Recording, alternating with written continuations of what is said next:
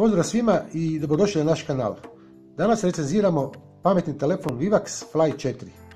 Ovo je prva recenzija koju radimo općenito i bit će potpuno drugačija od svih drugih recenzija koju ste vidjeli, sigurno koju sam ja vidio. Sad ide intro i dok traje intro, slobodno stisnite like i subscribe.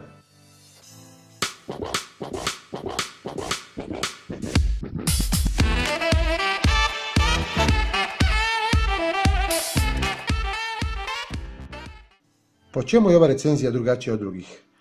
Drugačija od drugih po tome iz više razloga. Prvi, ja sam ovaj uređaj kupio. Nisam ga dobio kao novinari raznih portala i časopisa, koji dobiju i uređaj i novce da to reklamiraju i većinom sve ispadne super. I ja sam ga koristio 5 mjeseci, a oni ga izvade iz kutije i koriste ga 5 minuta i zaključe kolosalno kakav je uređaj. Znači ja sam ga kupio recimo prije 5 mjeseci kad mi je stari telefon počeo krepavat. I onda sam tražio nešto na brzaka da kupim. Brat mi je preporučio Vivax, on naravno ne koristi Vivax, koristi nekakav high-end Sony Z nešto. Ali ima prijatelja koji ima sestričnu čiji dečko koristi Vivax i kaže super. I dobro. Odim ja u Rijeku, u HG Spot, jer sam na internetu vidio da tamo prodaju Vivax. Uđem u dućan, tamo neka gužvica, ljudi se motaju, vidim Vivax na polici, dođem do pulta i pitam čovjeka, čujte, ja bih kupio Vivax Fly 4. Kaže on, nema. Kažem ja, kako nema, eno ga tamo. I sad genijalac umjesto da ode samo do police da vidi gdje je Vivax, on u kompjuter tipka, kaže je, evo ga tu je. Je dobro.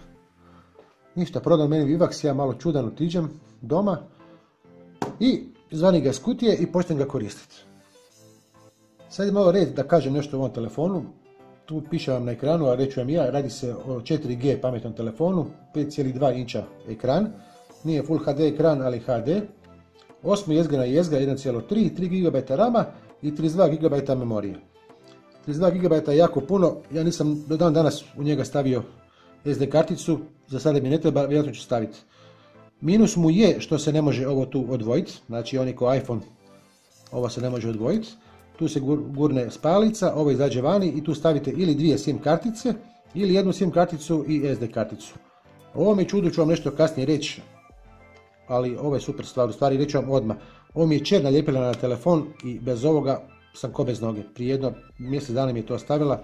Super stvar, služi za držanje u ruci, gledanje, vrčanje, telefoniranje. Zove se Pop Socket ili tako nekako. Ali, da se vratimo telefonu. Znači, ukratko, ovo je odličan telefon. Ja ga volim i reću vam 5 razloga zbog čega ga volim. Volim ga zato što radi. U 5 mjeseci taj telefon nikad nije blokirao. Došao je skroz prazan, nikakvih nije bilo gore aplikacija spywara. Ja sam ga nakrcao do čepa. I on jednostavno radi, nije do čepa, još ima memorije, ali radi i ne zastajkuje. Nijedan put nije blokirao 5 mjeseci. Odličan telefon. Otporan telefon. Pao mi je 4-5 puta. Od toga jedan put sa radijatora na dole na pločici, sa 1 metar visine. Nikakvu zaštitu nema. Osim što sam premazao staklo sa nanotekućinom, to kupujem u Lovačkom rogu u Ilici, ima jedan dućan s telefonima, unutra desno, kad uđete, dobijete malo spuzicu, premažete staklo i mirni ste godinu dana. I to stvarno radi dobro. Znači, telefon je otporan, telefon radi, vrti sve igrice, ne igram se ja puno, ali ovo malo što se igram, vrti, nikakvih problema nije bilo. Jednom rukom možete napraviti screenshot.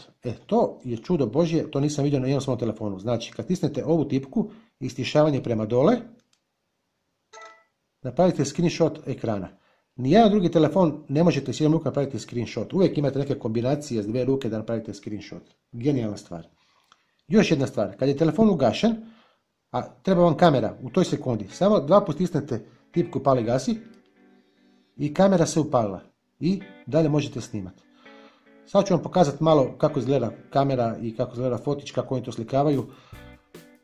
Stražnja kamera je 13 megapiksela, prednja je 8 megapiksela, ovaj u Full HD rezoluciji, tako da čisto solidno, vidjet ćete kako to izgleda.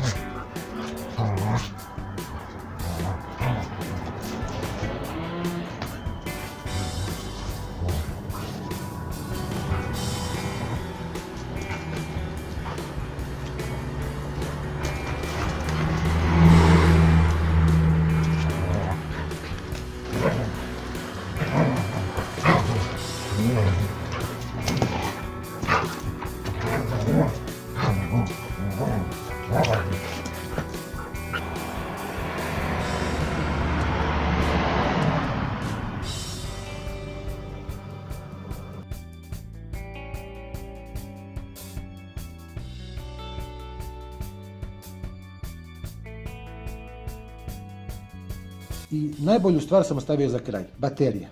Baterija ima 4000 mAh. Sad, možda to vama ne znači ništa što nije značilo ni meni, ali to znači sljedeće. Ujutro ga skinete s punjača, cijeli dan ga koristite na poslu, raubati ga, telefonirate, navečer dođete doma, gledate malo YouTube, odigrate koju igricu, idete spavat i on je, ne znam, na 42%. Čudo Božje.